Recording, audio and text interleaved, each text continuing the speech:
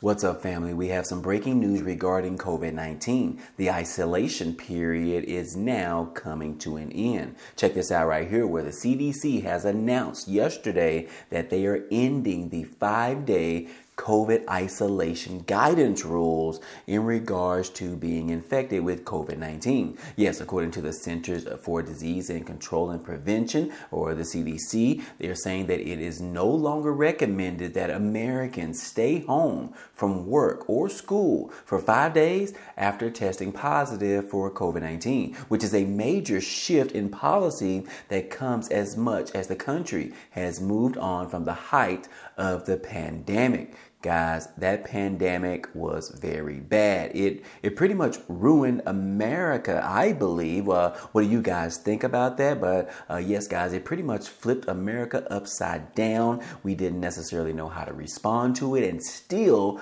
don't necessarily know how to recover from it. It is still affecting our everyday lives as we continue to try and move forward. Wouldn't you guys agree? If so, hit the like button down below. But anyways, according to the new guidance, aligns in regards to COVID recommendations with our respiratory viral illnesses such as the flu and RSV. So yes, they are saying that it is pretty much compared almost on the same lines as the flu and RSV. I would disagree, but I will say that the new strands in regards to COVID-19 have not necessarily been as strenuous or deadly as it was when it was first announced in early 2020. But anyways, the simplified guidance recommends that even if you don't know what virus is causing your illness, people should stay home when they are sick and symptomatic and resume normal activities if their symptoms have been improving and they are fever-free for at least 24 hours without any medication. People who are at higher risk for severe illnesses who start to feel sick should seek health care right away, according to the CDC. And again, CDC officials said that the change recognizes that COVID-19 landscape has changed dramatically since the start of the viral outbreak back in 2020, when businesses and school grounds to a halt and people had to stay at home for various amounts of time. So anyways, this particular announcement reflects the progress that we have made overall in the last 4 years or so. And of course, according to the CDC director, it is time to move on with our lives. No longer need to be afraid or worried about COVID-19 because there is medication out there that can cure it, as well as there are prevention measures such as the vaccination that can also protect you as well. But obviously, guys, depending on what your age is, you need to take the proper precautions in regards to this and take care of you and your family in the meantime. But anyways, I just wanted to share that information with you. Shockingly enough, I wasn't expecting to see something like that as of now. So anyways, guys, moving on. How many of you out there shop at Walmart? I know me myself, I go there at various occasions depending on how many groceries I need to purchase at that particular time. But anyways, according to the latest lawsuit against Walmart, they are saying that they have been scamming customers.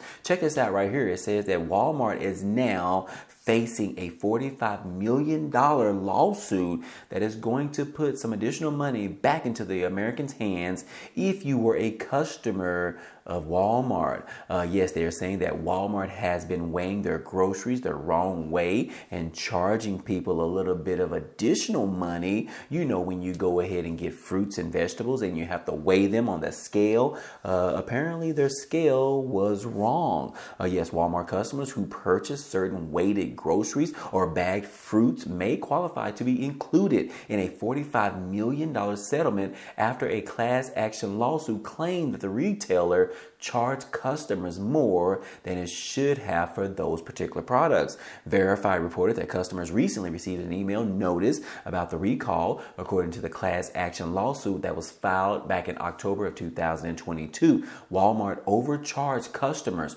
who purchased sold by weight groceries And the lawsuit claims Walmart falsely inflated product weight, mislabeled the weight of the bagged produce, and overcharged for clearance items.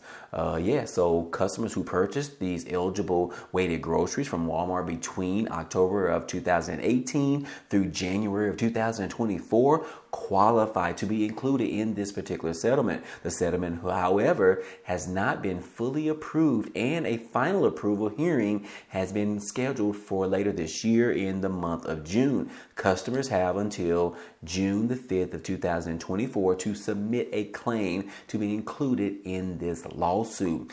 So again, like I said, if you shop at Walmart at various times or all the time, you're probably going to be included in this class action lawsuit. And I do have a little bit of additional information to you because it says that the lawsuit is around $45 million, which is not necessarily that much when you are talking about a gigantic company like Walmart. But what will it actually mean for you and I as customers? Well, this particular article right here tells us that we may actually qualify for around $25 from this particular lawsuit. It says that you may qualify for a $25 payout from Walmart in a class action lawsuit.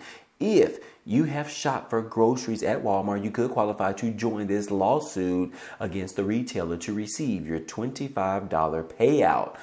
So again, like I said, you need to file your particular documentation in regards to receiving this class action lawsuit, and you could receive as much as $25 per person. Now, I didn't necessarily see anything in these articles in regards to whether or not multiple people in one household can actually claim the $25 class action lawsuit, but considering that it doesn't mention it, you might want to make sure that you read the fine print when you go to apply for this class action lawsuit. So anyways, just wanted to share that information with you because I know millions, if not billions of customers actually shop at Walmart on a daily basis. So anyways, I just wanted to share that information with you. And then moving on, guys, I do want to go ahead and talk about a new bill that was just passed in the state of Georgia.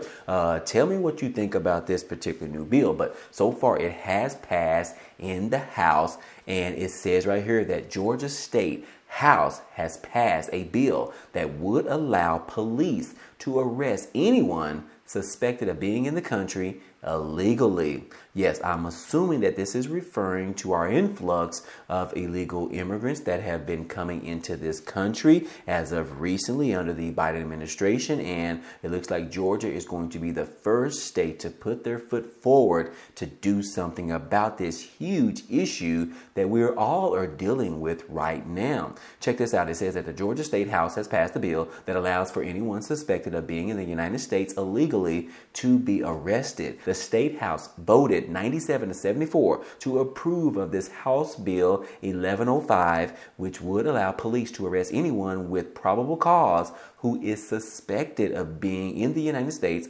unlawfully and detain them for deportation. Now, this bill comes after the killing of a 22-year-old nursing student, Laken Riley, in Athens, Georgia. You guys have heard about that story. Very tragic, and we definitely want to take the time out right now to pray for her and her family, as well as keep those in your prayers. Her family, her friends, her loved ones, and there's those that went to school with her in the nursing program. But anyways, the suspect in her death, his name was Jose Albera. He was a Venezuelan citizen whom authorities say he crossed into the United States unlawfully back in 2022. Now, Jose was detained by U.S. Immigration and Customs Enforcement, or better known as the ICE group, but released for further processing. He later was arrested in New York and charged with acting in a manner to injure a child, but was released before ICE could ask local authorities to take him into custody.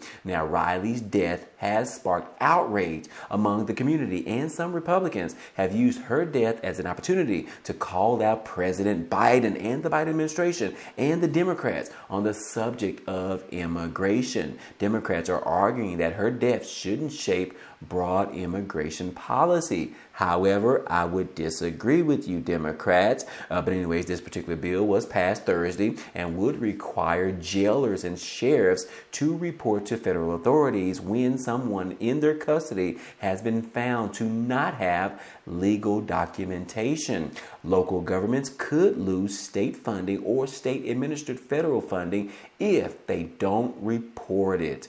And according to the Atlanta Journal-Constitution, which was first reported the legislation passing this past Thursday.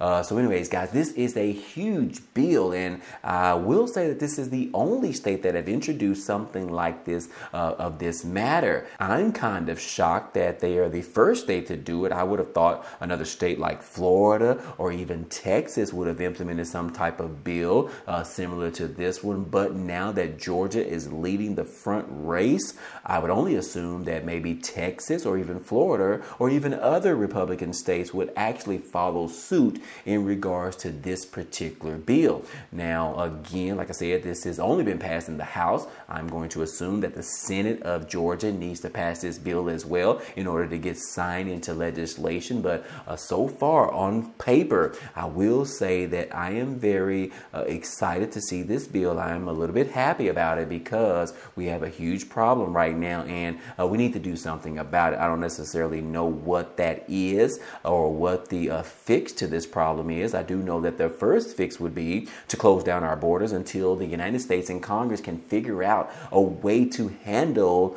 immigration into this country. I do believe that immigration should be allowed, but it needs to be governed by the government, obviously. But so far, just allowing anyone to walk into the country, I don't necessarily agree with that. But you guys might have a different perspective of that depending on where you live. And if you choose to do so, go ahead and comment down below. I would love to get your thoughts on this. But again, this is the new bill that is on the table for Georgia. I'm curious to see how long it takes for other states to implement something as similar to this as well. And then last but not least, guys, in regards to illegal immigrants or migrants coming into the country, we recently heard from New York, in which they are dealing with a huge influx of migrants into their state, which they are not necessarily crossing the border into their state, but they are pretty much being bused from other states that are facing the border, such as Texas. But anyways, recently the New York City mayor, he is now calling for sanctuary city amendments to allow deportation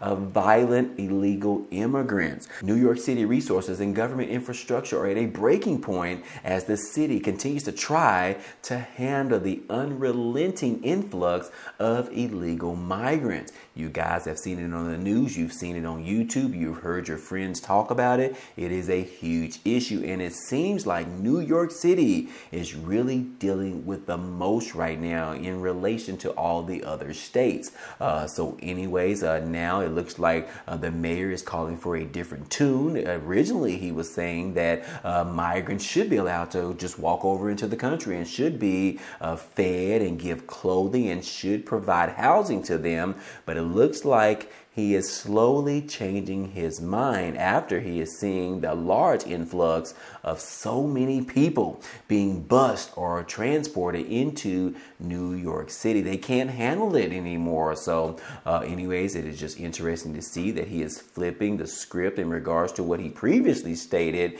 and now he is looking for additional assistance. He is now calling for a little bit of deportation, and he is also calling for additional funding from the government, which is the Biden administration. So anyways, guys, we are dealing with a huge issue ahead of us, and we don't know necessarily how long this is going to be. The borders are still open and people are still crossing over into the border, and the next presidential election won't happen until November. And even then, if Trump or Nikki Haley gets into office, still that is going to take at least until the beginning of next year. So we have a huge problem on our hands, and we still have at a minimum of 10 more months to deal with this issue before we can come to a resolution, unless President Biden and the Biden administration does something right now. If they go ahead and pass an immigration bill that is on the table, things could change a little bit sooner than that. But just keep your eyes peeled on that, because you never know